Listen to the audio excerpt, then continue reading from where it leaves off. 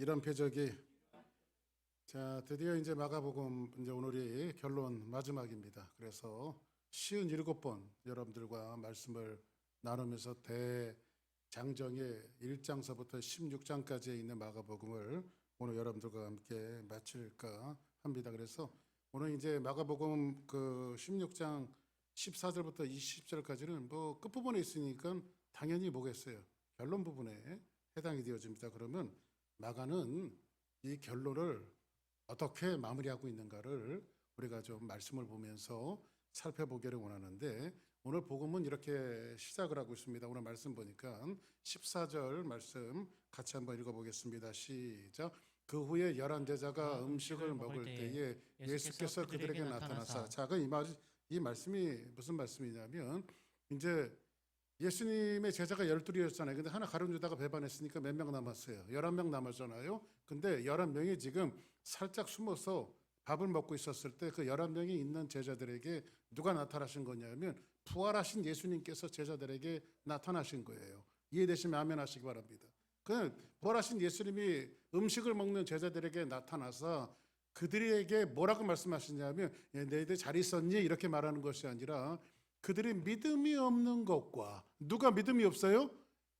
제자들이 믿음이 없어요. 믿음이. 그러니까 이 제자들이 이 제자들 가운데 누가 있었을까요? 그 유명한 베드로, 안드레, 야고보, 요한, 빌리, 바돌로메, 도마, 마태, 알페의 아들 야고보, 시몬, 다데오, 가룟유다는 미리 도망갔고 죽었고, 이렇게 예수님을 3년 동안 그 가르침을 받고 예수님의 기적과 또 말씀의 증거 현장 속에 늘 그림자처럼 쫓아다녔던 예수님의 제자들이 지금 몰래 밥을 먹고 있는데 예수님이 그들을 찾아가서 뭐라고 말하냐면, 너희들 잘 있었니? 얼마나 힘들었니? 이렇게 말씀하시는 것이 아니라 이들이 지금 믿음이 없어요. 믿음이.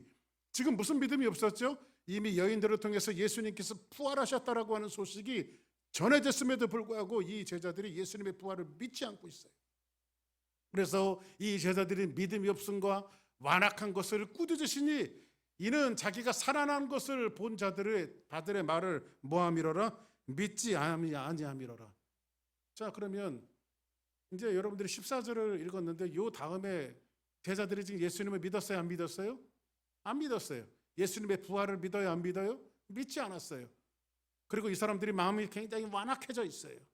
그런데 이 사람들에게 예수님이 나타나셔서 믿음이 없는 것들을 꾸짖으셨는데, 이 다음에는 어떤 말씀이 나와야 되겠어요? 야, 너희들 3년이나 가르쳤는데 너희들 내 필요 없다. 이제 너희들 아니고 내가 다른 사람들을 통해서 이 세상을 복음으로 내가 복음을 전하겠다. 이렇게 하시면서 예수님이 다른 데로 이렇게 그냥 가버리시는 장면이 나오면 좋을 텐데, 믿음이 없는 제자들에게, 마음이 완악한 제자들에게, 예수님의 부활을 믿지 않는 제자들에게 예수님이 뭐라고 말씀하시냐면, 또 이랬을 때 너희는 온 천하에 다니며 만민에게 복음을 전파하라. 사랑하는 여러분, 어떻게 믿음이 없는 사람들이, 예수의 부활을 믿지 않는 사람들이, 이런 제자들이 어떻게 예수님을, 그리고 복음을 세상에 전할 수가 있습니까? 그럼에도 불구하고 예수님이 그들에게 복음을 위탁하십니다. 너희들은 비록 지금은 믿음이 없지만, 지금 비록 마음이 완악하지만 나는 너희들을 통해서 세상을 복음으로 정복할 거야. 너희들은 만민에게, 세상 모든 사람에게 복음을 전파하라고 말합니다. 그러면 여기에서 예수님께서 말씀하신 바, 이것을 기록한 마가가 염두에 뒀던 것은 무엇일까요? 복음의 핵심입니다. 복음이 전해지는 것은, 복음을 전한다라고 하는 말을 다른 말로 이렇게 얘기해 보자고요. 전도하는 것. 전도가 뭐예요? 전도가 예수님을 증거하는 게 전도예요. 예수님을 주는 것이 전도예요.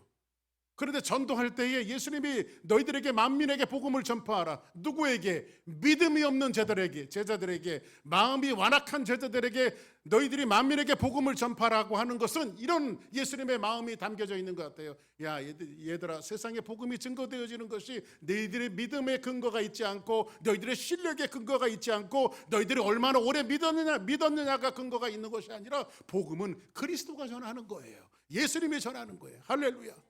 그래서 여러분들, 우리 교회가 이제 이곳에서 이제 다시 이렇게 시작하면서 많은 사람들을 하나님께서 불러 모아주시고 자리마다 메워지고 채워지면서 하나님의 역사를 저는 만들어 갈 거라고 생각을 해요. 그런데 여러분들이 해야 될 것은 뭐냐면 바로 전도예요. 그런데 여러분들이 그렇게 이야기할 겁니다. 목사님, 제가 누구를 컨택하고 있는데 그 사람 믿을 것 같지 않아요. 교회 나올 것 같지 않아요. 여러분들이 스스로 재단할 필요 없어요. 그냥 전도는 뭐냐면 예수님이 뭐라고 말하죠? 내가 눈을 들어보니까 저 땅에 곡식이 휘어진 거예요. 곡식이. 그래서 누가 우리를 위하여 추수할 일꾼을 보내줄고. 여러분들 그냥 가서 벼가 다 익었으면 여러분들은 낫만 갖다 대면 돼요. 낫만. 할렐루야. 다 익게 하시고 그 사람들을 전도하게 하시고 무르익게 하신 것은 누가 하시는 사역이에요? 예수님이 하시는 사역이에요. 아멘. 그래서 여러분, 전도는 여러분들의 실력 갖고 하는 것이 아니라, 여러분의 능력 갖고 하는 것이 아니라, 여러분들은 누구를 주면 돼요? 그냥 그리스도를 주면 돼요. 예수 믿으라고 하면 돼요. 할렐루야. 오늘 전사님 잠깐 나와서 간증했지만은 그냥 누구에게든지 그리스도의 이름으로 그리스도를 주면 믿을 만한 자들을 하나님께서 불러내시는 거예요. 아멘. 그것이 교회의 부흥이며 전도의 본질인 것을 이야기하면서 예수님은 믿지 않는 제자들에게 뭐라고 말씀하시냐면 너희는 만민에게 복음을 전파라고 말하고 있습니다. 그래서 복음을 전한다라고 하는 것은 성경에서 뭐라고 말합니까? 가장 미련한 방법이라고 이야기하고 있어요. 여러분들, 세상이 지금 얼마나 완악해졌는데, 세상에 얼마나 야가 빠진 사람들이 많은데 그들에게 예수를 증거한다고, 예수를 준다고 그들이 항복하고 예수 믿으러 나오겠습니까? 그런데 전도라고 하는 것은 그런 것이 아니에요. 제가 아주 오래전에 멕시코 단기 선교를 갔었습니다. 그런데 뭐 제가 스페니쉬를 하는 것도 아니고 이제 그 전도 같이 간 팀들하고 짜서 그냥 그랬던 영어는 뭐 이렇게 대충 복음을 증거할 수 있으니까 우리가 이제 영어로 어떻게 복음을 증거할 것인가 짜고 갔는데 막상 그 현지에 가봤더니 이 사람들이 영어를 한마디도 못하는 거예요. 응? 영어를 한마디도 못하는 거예요. 근데 너무 언어도 통하지 않고 문화도 통하지 않는데 전도하러 나갔는데 이 사람들은요, 어떤 사람이냐면 이미 우리 얼굴만 봐도 믿겠다고 작정하고 우리한테 오는 사람들이야. 말이 안 통해도 되고 스페니쉬 하나도 몰라도 되는데 그 사람들이 우리를 먼저 알아봐요. 뭐로 알아보냐면 복음을 증거하고 전도하러 오고 선교하러 온 사람인지 자기네들이 먼저 알아보고 그 사람들이 먼저 우리의 손을 붙들고 기도해 달라고 말하는 거예요. 이게 여러분들 곡식이 휘어져서 남만 갖다 대면 되는 거예요. 아멘. 그래서 전도는 우리의 실력으로 하는 것이 아니라 하나님이 하시는 것이 전도예요. 할렐루야. 저는요, 저만 바라봐도 마찬가지입니다. 제가요, 목회를 지금 한 35년 했어요. 근데 제가 35년 동안 제일 많이 했던 게 뭘까요? 사실 설교 아니겠습니까? 설교. 35년 동안 설교를 했어요. 그러면 이 설교가 35년 동안 했으면 익숙해질 만도 한데 왜 이렇게 설교가 항상 힘든지 모르겠어요. 제일 힘든 게 설교예요. 그래서 저는 일주일 동안 하나님의 말씀을 준비하고 말씀과 씨름하고 말씀을 통해서 기도하면서 하나님, 오늘도 강대상에 서는데 이 부족한 사람을 통해서 사실 여기 앉아 있는 분들이 훨씬 더 저보다 논리적이고요, 더 똑똑하고요, 더 하나님의 말씀을 더 조직적으로 볼 수 있는 사람들이 얼마든지 많이 있다고 저는 생각을 해요. 그럼에도 불구하고 부족한 저에게 하나님께서 말씀을 맡기신 것은 이유가 있다. 그래서 기도하면서 이 설교 한 페이지 준비해 갖고 하나님 앞에 매달리고, 하나님, 오늘도 강대상에 서는데 사람의 잡소리 하지 않고 복음만 증거하게 해달라고 하나님의 말씀으로. 할렐루야.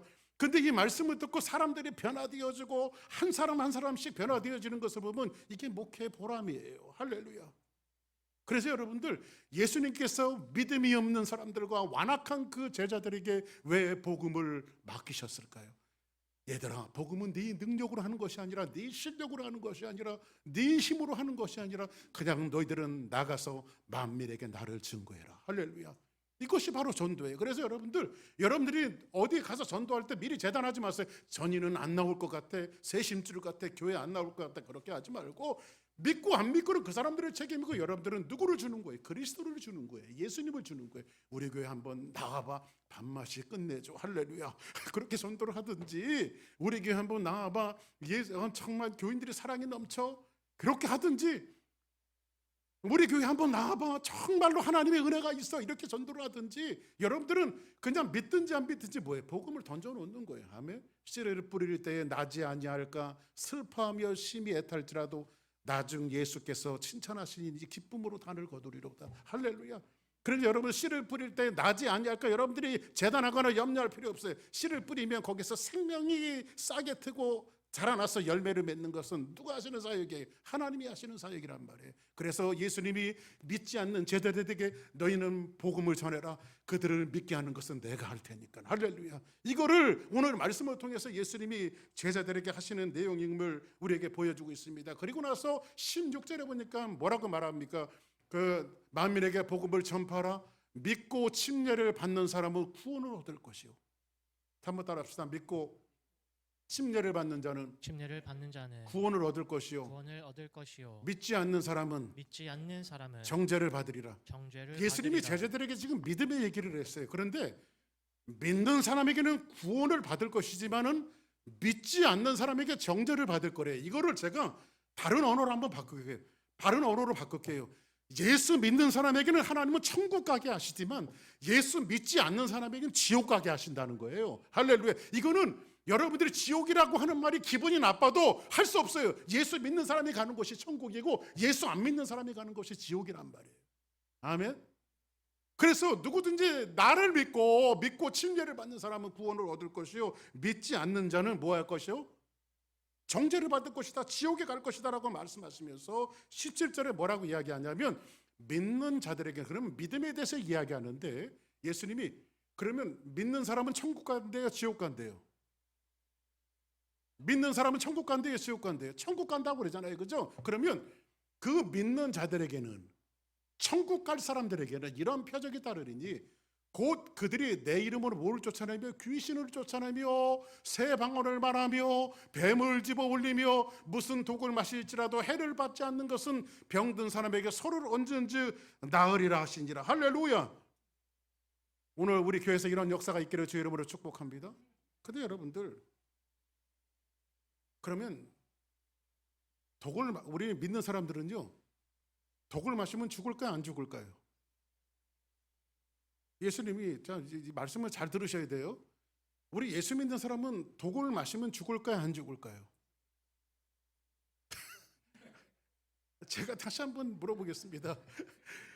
예수 믿는 사람들은 좀 확 와닿기 위해서, 예수 믿는 사람들은 사약을 받으면 죽을까요, 안 죽을까요? 죽죠. 예. 근데 왜 예수님은 믿는 사람들은 뱀을 집어도 무슨 독을 마실지라도 해함을 받지 않을 것이라고 말씀하셨을까요? 실제로 여러분들, 어떤 목사님이, 저하고 건너 아시는 목사님이에요. 진짜 한국에서 한두 번 정도 차도 마시고 식사도 했던 분이에요. 충청도에서 목회하시는데, 이 목사님이 진짜 그 인산인해를 이루는 한국의 유명한 기도원이 하나 있어요. 어디라고 제가 말씀을 드릴 수는 없고, 기도원에 아주 한국이 내노라 하는 유명한 능력적인 부흥 강사님이 있습니다. 그 목사님이 야고보 16장 오늘 본문에 있는 말씀을 가지고 설교를 하셨어요. 서로를 얹은즉 나으리라. 뱀을 집을지라도 어떤 독을 마실지라도 해함을 두려워하지 않고. 그래서 여기 이 말씀을 통해서 이 목사님이 얼마나 은혜를 받았는지 눈물꾼물 다 짜고, 근데 이 목사님이 그 기도원에서 내려오실 때 진짜 무슨 독을 마시더라도 자기가 해를 받지 않을 것이라고 하는 믿음이 있더래요. 그래서 무슨 독인지 몰라도 자기네 교회 가셔서 강대상에서 말씀을 증거하시면, 여러분 이게 뭔지 아십니까? 이게 독이에요, 독. 예수 믿는 사람은요, 이거 마셔도 안 죽어요. 독을 마셨어요. 이 목사님이 건너 아는 목사님이에요. 이분이 돌아가셨을까요, 살았을까요? 믿음이 있었는데 돌아가셨을까요, 살았을까요? 그건 돌아가셨다고 하는 게 아니라 죽었다고 하는 거예요. 죽었다고. 돌아가셨어요. 실제로 있는지를 말씀드리는 겁니다. 여러분들, 그 수년 전인데, 여러분들 인터넷만 쳐보면 뱀 목사 치면 나와요. 뱀 목사라고 치면요, 제이미 쿠추 목사님이라고 켄터키에 있었던 목사님이에요. 켄터키. 이 목사님을 일명 뱀 목사라고 말합니다. 이 제이미 코츠 목사님은요, CNN에서 방송을 했었고 AP통신에서도 다 뉴스가 나왔던 내용에 그냥 인터넷만 쳐보면 다 나오는 그런 목사님이거든요. 근데 이분이 켄터키에서 목회를 하는데 이분은 뱀을 가지고 목회하신 분이에요. 뱀을. 실제로 이분이 돌아가신 다음에 집에서 74마리가 나왔으니까, 뱀이. 근데 이 목사님은요, 이 말씀을 신봉해갖고 뱀에 물려도 믿음 있는 사람은 해를 받지 않는다 해갖고요, 실제로 강대상에서 뭐 인터넷 서치하면 다 나오니까 제가 거짓말하는 거 아닙니다. 뱀을 이렇게 들고요, 손에 마디마디에 뱀이 물려갖고 피가 나도요 해를 받지 않습니다. 하루는요 저녁 8시 30분에 독사를 가지고요 기도하고 막 집회를 하다가요 목사님 물렸어요. 제이미 쿠츠 목사님 물렸어요. 그 집에 갔는데 사람들이, 경찰들이 와갖고 이거 빨리 병원에 가서 치료해야 된다고, 안 그러면 큰일 난다고. 그랬더니 이 목사님이 뱀에 물려도 안 죽습니다, 예수 믿는 사람들은. 그래서 성경에서 뱀을 집으며 무슨 독을 마실지라도 해를 받지 않는다고 했는데 안 죽습니다. 근데 10시에 돌아가셨어요.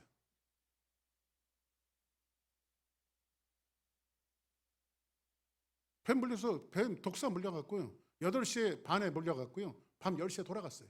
빨리 가서 응급처치했으면 살아날 수 있었을 텐데. 그래서 이분이 돌아가고 나서 그분의 어떤 목회 실상들이 드러나기 시작했는데, 이 법원에서 뭐예요, 이렇게 보호 관찰 같은 것도 내리고요, 그렇게 하지 말라고 그렇게 했는데, 너무 뱀으로부터 이 하나님의 백성들은 구원을 받는다라고 하는 것이 필이 딱 꽂혀갖고요 뱀 갖고 목회하다가 그냥 세상 떠나버렸어요. 자, 그럼 보세요, 여러분들. 이 하나님 말씀이란 말이에요. 오늘 마가복음이 결론에 믿는 자들에게는 이런 표적이 따른대요. 표적을 다른 말로 이야기하면 기적, 이적 이렇게 이야기할 수 있거든요. 믿는 사람에게는 기적과 이적이 따르는데 곧 그들이 내 이름으로 귀신을 쫓아내며 예수의 이름으로 귀신이 몰아가는 줄 믿습니다.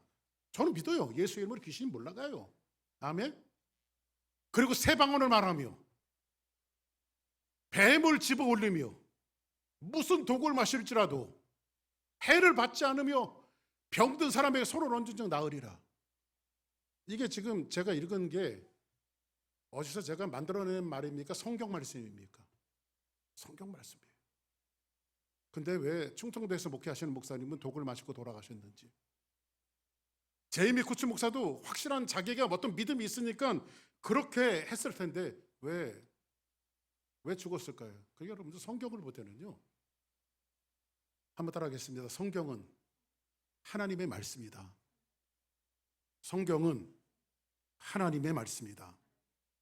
성경 하나님의 말씀입니다. 그런데 성경을 여러분들이 읽을 때에 이 성경은 분명히 우리에게 믿음을 주는 것은 사실인데 이 성경이 가지고 있는 의미를 정확하게 여러분들이 해석해내지 못하면 이 말씀은 우리에게 독이 될 수가 있어요. 아멘? 그러니까 여러분들, 사실은 약이라는 게 여러분 백신 맞잖아요. 백신. 예? 우리가 코로나 백신도 맞았고 감기 백신을 맞잖아요. 그게 독을 집어넣는 거거든. 우리 몸속에 독을 집어넣어갖고 면역력이 생기게 만드는 거거든요. 근데 그 독을 잘 쓰면 우리에게 유익이 되어지지만 그거를 잘못 남용하면 우리에게 진짜 큰 해를 입히는 거예요. 그 독이라는 게.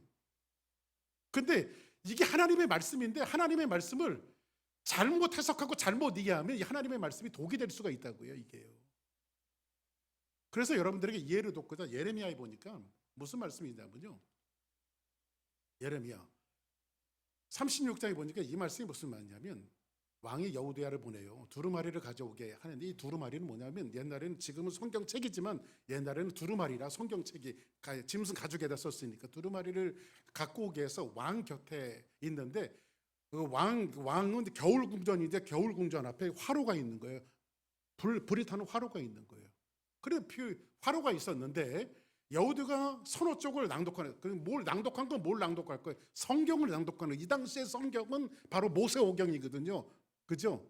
하나님이 세상 어떻게 창조하셨고 하나님이 선택받은 사람을 어떻게 불러내셨고 선택받은 사람을 통해서 하나님의 나라를 어떻게 만들어 나가시는지, 홍해바다를 400년 동안 노예가 되어지고 홍해바다를 어떻게 건넜으며 그 광야 생활을 어떻게 끝냈고 하나님 그 민족을 어떻게 가나안 땅에 정착시켰는지, 뭐 이런 이야기들을 그 모세오경을 낭독할 때에 지금 이때 왕이 누구였냐면 이게 이방 나라의 왕이 아니라 이스라엘 나라의 왕인데 이 왕의 이름이 여호야김이에요.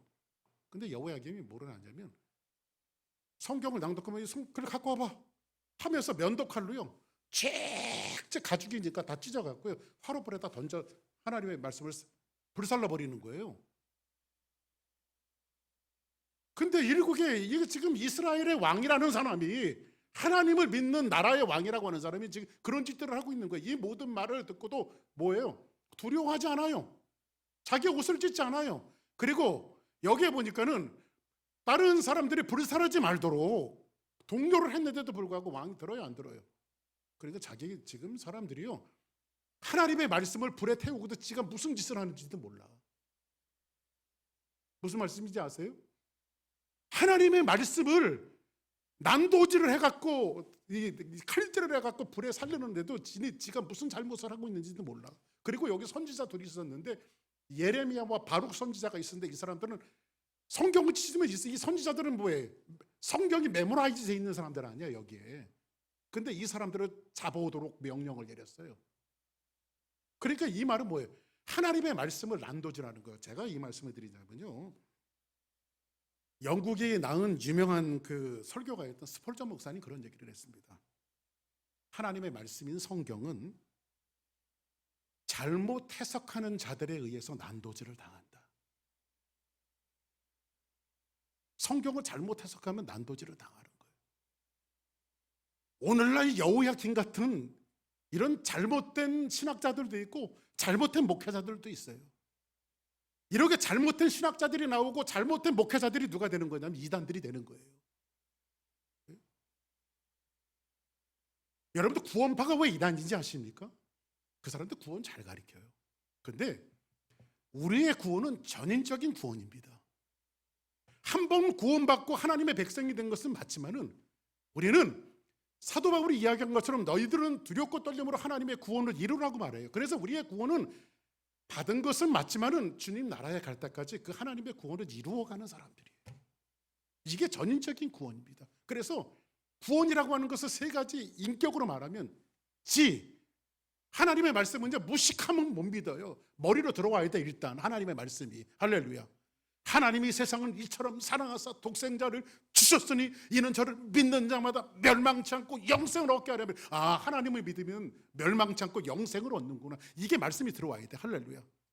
그러면 이 말씀이 이 머리서부터 어디로 흘러내려가냐면 가슴으로 흘러내려가면서 이 마음속에서 어떤 역사가 생기냐.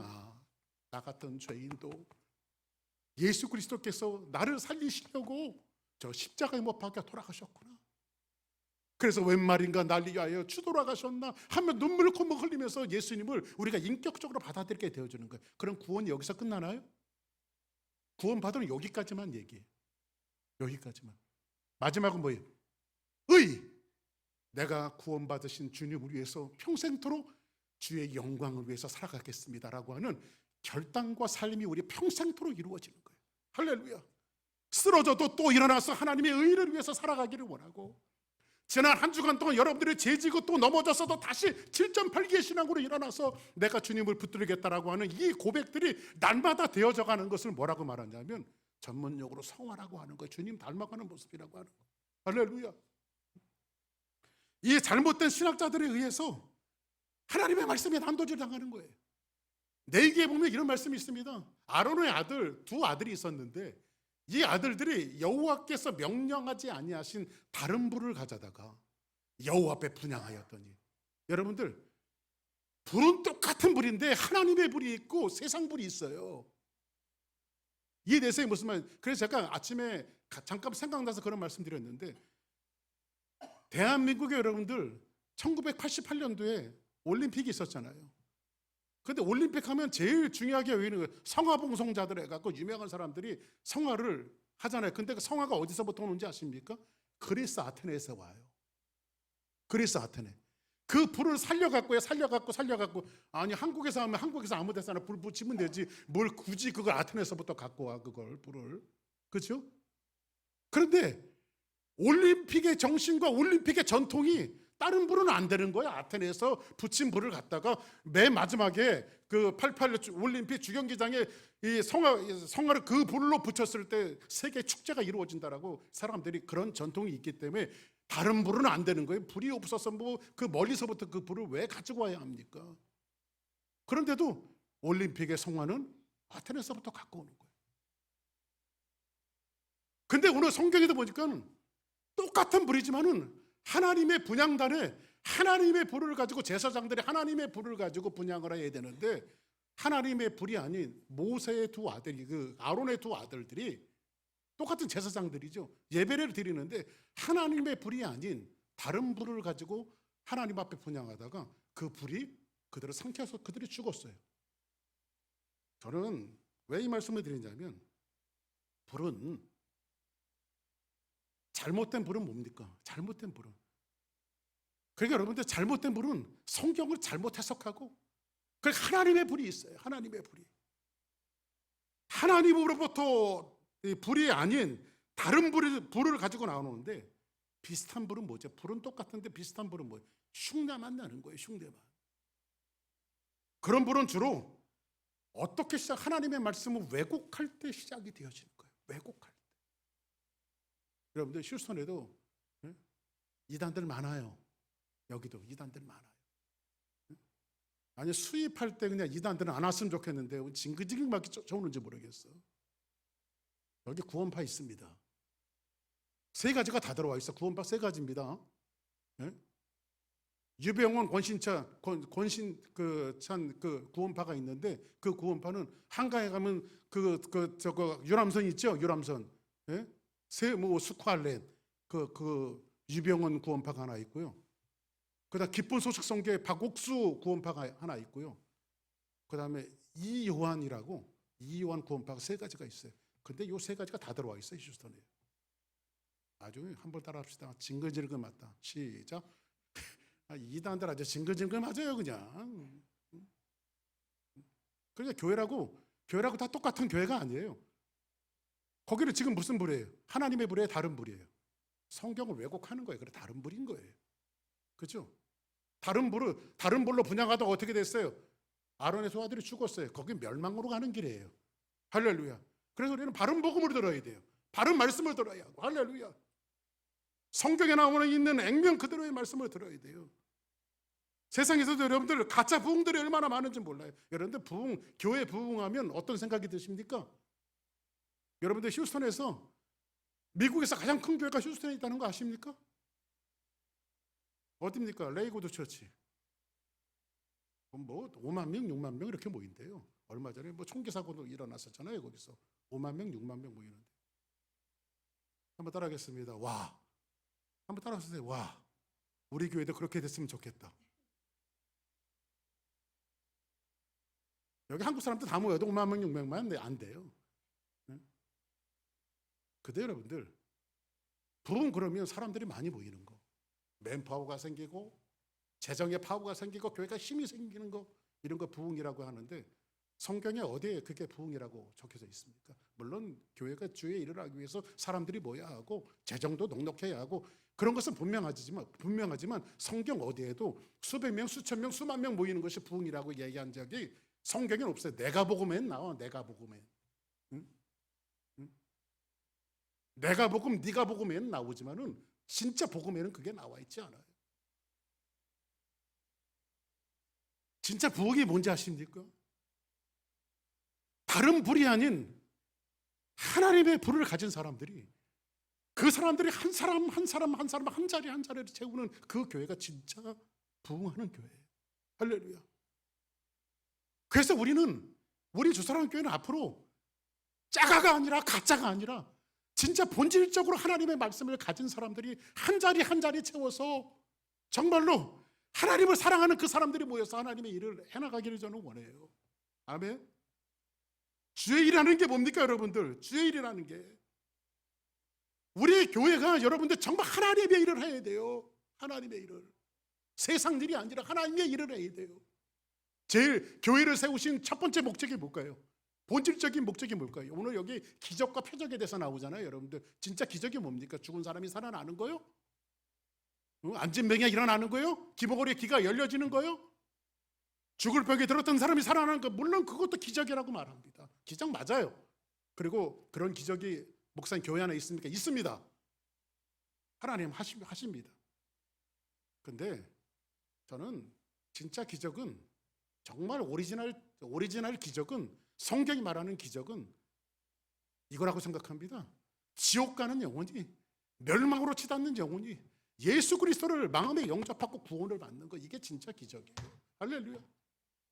영원한 멸망으로 치닫는 그 인생이 돌이켜서 예수 그리스도를 영접하고 천국 백성이 되어지는 것만큼 큰 기적이 어디 있습니까? 예? 어떤 사람은 죽었다가 맨 마지막에 죽었다가 살아났다고 좋아하는 사람이 있습니다. 근데 그 사람이 예수 안 믿으면 다시 멸망이요. 아멘.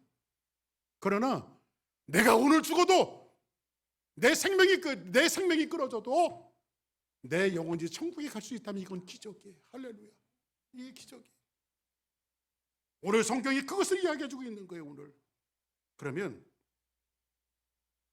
교회 현장 속에서 정말 기적이 일어나고 정말 부흥이 일어날 때 제일 먼저 임하는 게 뭔지 아십니까? 회개운동이 일어나요. 나 같은 죄인이 없어요. 네? 그래서 존 버년이 그래서 그 찬양을 했나 몰라. 나 같은 죄인 살리신 주의 놀라와 이뤘던 생명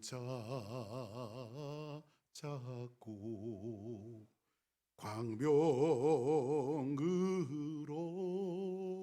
뒀네. 할렐루야.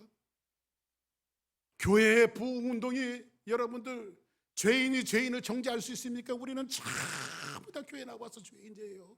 하나님 앞에 얘기할 때에 누구를 정죄할 수도 없으며 누구 이야기할 수도 없고 우리가 죄인이 자기 얼굴에 침 뱉기지요. 그런 토대가 교회 안에서 이루어질 때 진짜 하나님의 불이 붙는 거예요. 할렐루야. 그러면 오늘 본문을 이해하기 위해서 뱀을 집으며 무슨 독을 마실지라도 해함을 받지 않겠다라고 하는 것은 뭐냐면 믿는 사람에게 따르는 표적인데, 이거를 이사야가 이미 성경에서 예언을 해놨어요. 믿는 사람에게 따르는 표적이 뭐냐면 이새의 줄기에서 한 싹이 나고 뿌리 한 가지에서 결실할 것인데 그 위에 여호와 곧 지혜와 청명의 영이요 모략과 재능의 영이요 지식과 여호와를 경외하는 영이 강림하시리니. 그 다음 볼까요? 6절 7절 좀 넘어가서 시작. 알며 표범이 어린 염소와 함께 누우며 송아지와 어린 사자와 살찐 짐승이 함께 있어 어린아이에게 끌리며 암소와 곰이 함께 먹으며 그것들의 새끼가 함께 엎드리며 자, 보세요. 사자가 소처럼 풀을 먹을 것이며. 믿는 자들은 이리가 어린 양과 함께 살며, 이리하고 어린 양하고 살면 여기 세상은 어때요?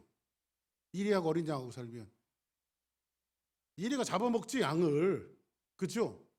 근데 구원을 받은 사람에게 임하는 그 하나님의 기적은 이리와 어린 양이 같이 살 거래요. 표범과 어린 염소가 함께 누운대요. 표범이 그 염소를 놔두겠어요? 밥인데. 송아지와 어린 사자가 같이 있어요. 살찐 짐승이 함께 있어 어린아이에게 끌리며 암소와 곰이 함께 먹으며. 곰이 암소를 놔두겠냐고요. 최고의 포식자가. 그것들이 새끼와 함께 엎드리며 사자가 소처럼 풀을 먹고 계세요. 사자가 풀을 먹는 거 봤습니까? 근데 왜 이사야가 이런 얘기를 했을까요? 좀 더 볼까요? 젖 먹는 아이가 독사의 구멍에 장난하며. 뭐해? 조그만 애가요, 여러분들. 예, 그래서 저희 집에도요, 우리 이제 손주가 있잖아요. 손주가 있는데 이제 약간 조금 이제 아장아장 걸어 다니니까요. 이제 저기 전기 플러그 꽂는 데 있잖아요. 저거에다 젓가락 애들이 막 꽂아갖고 전기 감전되는 경우가 많잖아요. 그래서 그거 하지 말라고 다 플라스틱 박아놨어요. 다 플라스틱. 응? 나는 믿습니다. 한번 박아봐. 그러면 주고. 그렇죠? 근데 여기서 보니까 아이가 독사의 구멍에 뭐예요? 장난해요. 젖된 어린아이가 독사의 굴에 손을 집어넣어요. 내 거룩한 산 모든 곳에서 해됨이 있어요, 없어요? 해됨이 없어요. 상함이 있어요, 없어요? 상함이 없어요. 이는 물이 바다를 덮은 것 같이 여호와는 아는 지식이 세상에 충만할 것입니다. 그러면 마가가 이야기한 것은 뱀을 집으면 무슨 독을 마실지라도 우리가 죽지 않는다는 그런 소리가 아니라 예수를 믿고 하나님의 왕국을 소망하며 메시아의 왕국이 오게 되어지면 이 땅에 악이 충만하고 독이 가득한 이 세상으로부터 우리를 하나님께서 자유함을 주신다라고 하는 사실을 이사야가 이야기한 것을 마가가 다시 한번 이야기한 거라고 이게. 아멘. 네? 근데 이 말씀을 가지고 문자 그대로 이해해갖고 독을 막 그냥 실험을 하겠다고 독을 마시면 죽습니다. 독 마시지 마세요. 네? 너무 믿음이 충만해갖고 독을 마시면 죽어요. 네? 그래서 성경을 잘 이해해야 되잖아요. 그죠? 마가가 이 말씀을 묘사한 거예요. 그래서 마가복음 16장 19절에 보니까 주 예수께서 말씀을 마치신 후에 이제 예수님께서 이 말씀을 마치신 후에 올려주사 하나님 우편에 앉으시니 이렇게 말합니다. 예수님 지금 어디 앉으셨어요? 하나님 우편에 앉으셨어요. 그죠? 자, 그러면 여러분들은 어디 있습니까? 여러분들은 하나님 우편에 있어요? 땅에 있어요? 자, 제가 한 가지 원리를 가르쳐 드릴게요. 예수님이 이 말씀을 하시고 믿는 자들에게는 어떤 역사가 있다라고 하는 말씀을 마치시고 이제 하늘에 올리서 하나님 우편에 앉으셨어요.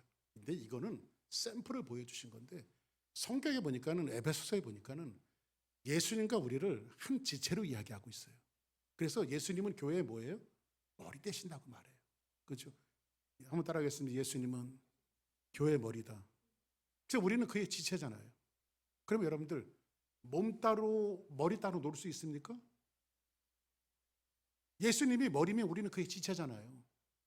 근데 우리의 머리 대신 예수님이 이제 하나님 보좌 우편에 앉아 계신다고. 그럼 우리는 어디 있는 거예요? 믿는 사람들은 어디 있는 거예요? 그래요. 하나님 우편에 있는 거예요. 우리가 땅을 밟고 살아가지만 이미 우리는 하나님 보좌 우편에 있는 존재들이라는 거예요. 교회가 그런 거예요. 교회가. 이게 얼마나 영적인 비밀인지 몰라요. 여러분들. 그래서 어깨 피고 프라우드하게 살아가야 돼요. 우리가요. 하나님 우편에 앉은 사람이에요.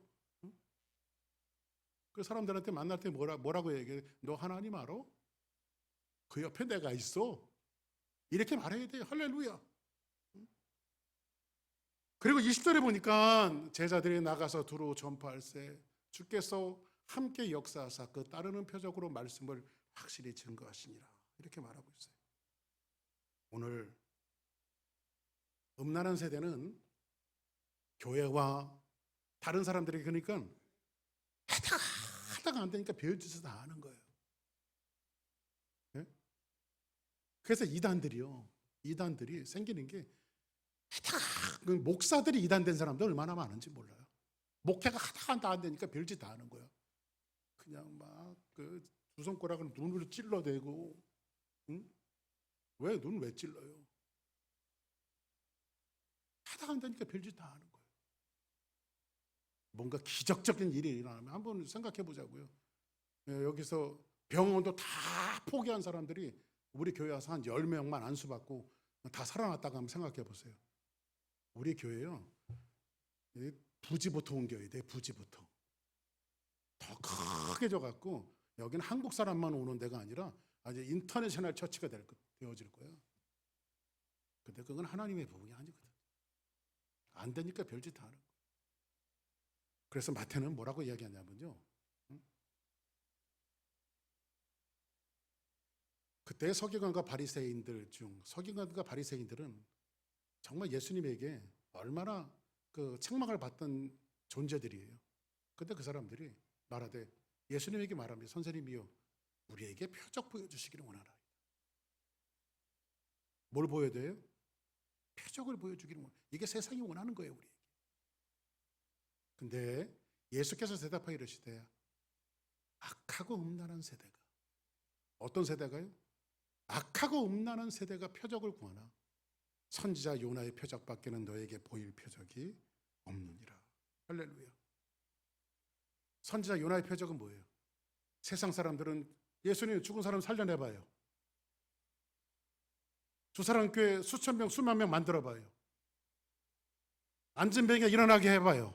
이런 음란한 이 음란한 표적을 요구했지만은 예수님이 보여주신 표적은 뭐예요? 내가 너희들에게 보여줄 표적은 요나의 표적밖에 없는데 그 요나의 표적은 물고기 뱃속에 들어가는 죽음을 상징하는 거예요. 예수님은 진짜 너희들이 나에게 표적을 원해? 내 표적은 십자가를 지고 저 골고다 언덕에서 인류를 위해서 죄를 사하는 것이다. 할렐루야. 그래서 묵묵히 예수님은 음란한 세대가 표적을 원하지만 진짜 표적을 보여주시기 위해서 십자가를 지고 골고다로 올라갔어요. 그리고 세상에 이 섬김을 통해서 어떻게 구원을 받는지를 보여주고 계세요.